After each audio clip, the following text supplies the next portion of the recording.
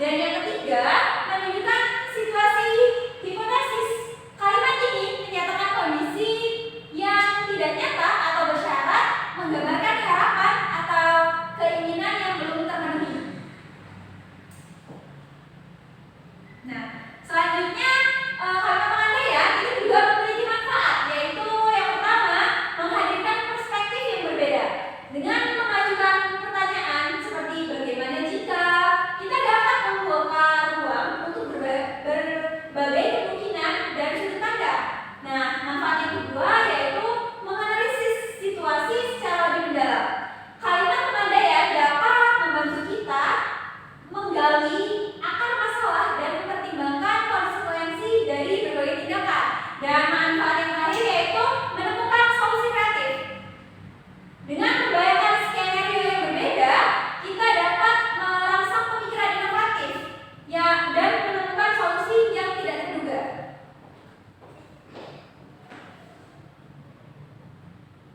Nah, setelah manfaat tadi, kita juga bisa tahu nih langkah-langkah apa yang harus dilakukan dalam membuat kalimat pengandaian ya. Nah, yang pertama, langkah-langkah yang harus diperhatikan yaitu jelas dan spesifik. Buat kalimat pengandaian yang jelas dan spesifik agar mudah dipahami oleh semua peserta diskusi. Jadi, kalau kita membuat kalimat pengandaian itu harus jelas dan spesifik supaya peserta diskusinya itu mudah memahami apa yang kalian akan sampaikan gitu.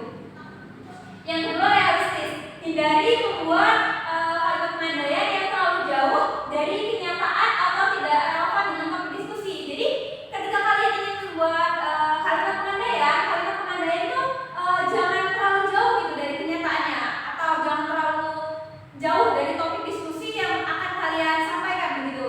Yang ketiga, terbuka. Gunakan kalimat pengandaian untuk membuka ruang bagi berbagai pendapat dan ide-ide baru gitu. Dan yang terakhir, dukung dengan bukti. Jika memungkinkan, dukung kalimat pengandaian itu dengan data atau fakta yang relevan. Jadi, jika memang topik diskusi yang akan kalian sampaikan itu memiliki data dan bukti, kalian bisa mencantumkannya gitu sebagai kalimat pendukung gitu agar lebih meyakinkan peserta diskusi. Nah, setelah kita mempelajari tadi itu ada ciri-ciri, pengertian, manfaat, dan langkah-langkah. Nah, ini Ibu tunjukkan ya di Salindia contoh dari kalimat pengandaian itu sendiri gitu. Nah, ada beberapa contoh yang Ibu masukkan gitu di Salindia. Kalian bisa melihatnya ya. Nah, yang pertama itu kalimat pengandaian jika. Nah, kalimat jika ini bisa kita masukkan ke dalam sebuah kalimat seperti ini. Jika kita bekerja sama, kita pasti bisa menyelesaikan tugas ini. Itu kan kalimat pengandaian ya. Nah, yang kedua, apabila. Nah, seperti contoh pada kata apabila hujan turun, kita akan menunda acara piknik gitu. Jadi kalimat pengandaian itu adalah kalimat yang belum terjadi tapi memungkinkan kalimat tersebut mempengaruhi hasilnya gitu. Nah, yang ketiga, andaikan. Nah, kalimat contohnya, andaikan saya memiliki banyak uang, saya akan membeli rumah baru. Dan selanjutnya kata seandainya. Seandainya waktu bisa diulang, saya akan memilih jurusan yang berbeda. Nah, ini tadi adalah beberapa contoh dari kalimat pengandaian.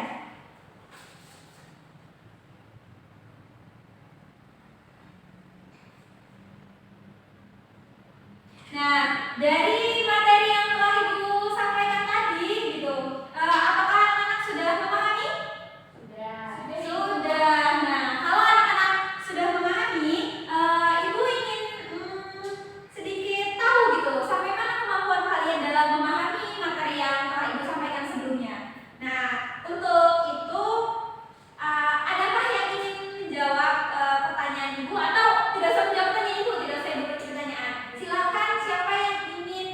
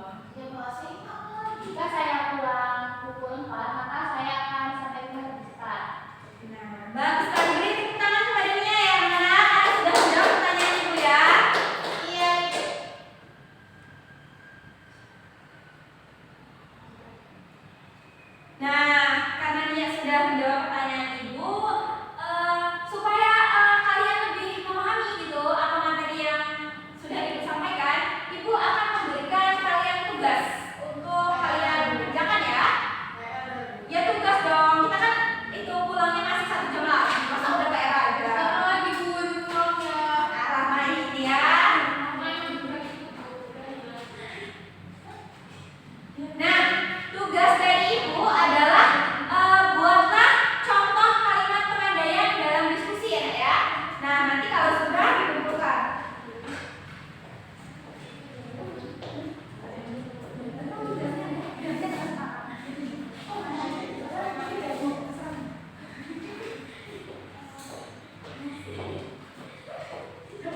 Dikasih waktu berapa menit? Ibu beri waktu 10 menit. Oke. Kenapa nggak 20 menit? Bu kurang lama. Berapa kalau pulang kebetulan ya, Nak, ya?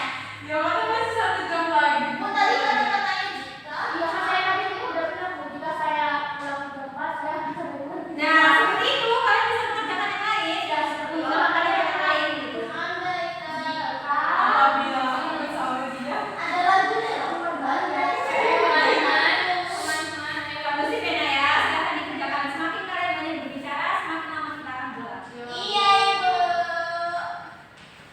Ini bikin berapa ya, Bu? Sebanyak-banyaknya yang kalian bisa. Nah kelompok satu di sini gimana? Ah, kelompok?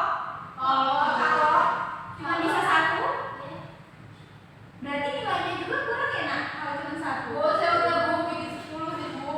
Kalau sudah boleh dikumpulkan. Ih cepet banget. Aku udah bikin kan gampang loh. Nggak itu.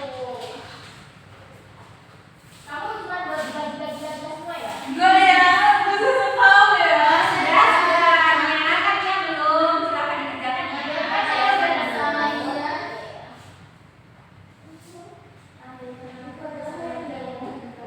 Andai kan aku berusaha jadi tidak bisa mendengar orang lain. Kan tidak boleh kucing juga masih. Apa dia? Saya makan saya segalanya.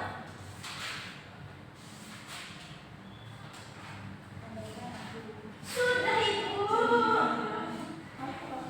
Pukul dia. Iya, buruan ya. Lama banget. Kita mau pulang rumah. Kondusif ya, anak-anak. Biar Nia yang fokus mengerjakan tugasnya ya.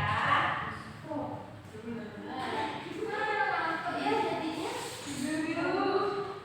tanpa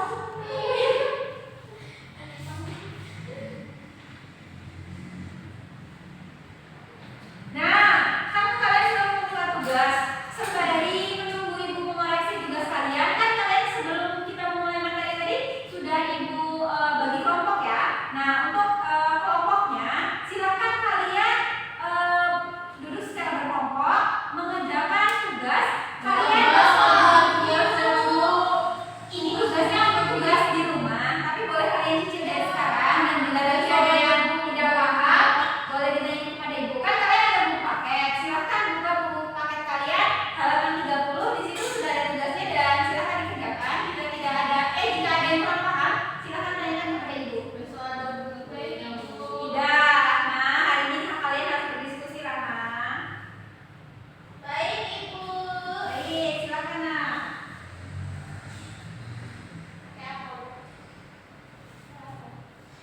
Dikerjakan kalau besok itu dikerjakan dalam bentuk dikerjakan ketik ya, bukan tulis tangan. Tapi kalau untuk hari ini silakan kalian tulis tangan dulu. Mau tinggal laptop, Bu. Pakai HP loh Kak. Ya sudah, ibu beri keringanan. Tugasnya boleh ditulis di buku nah. Sudah silakan dikerjakan ya. Jangan capek loh.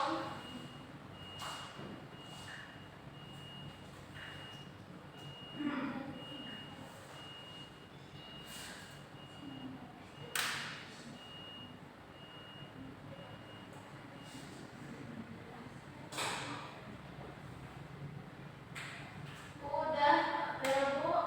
Belum, Alif ini ya.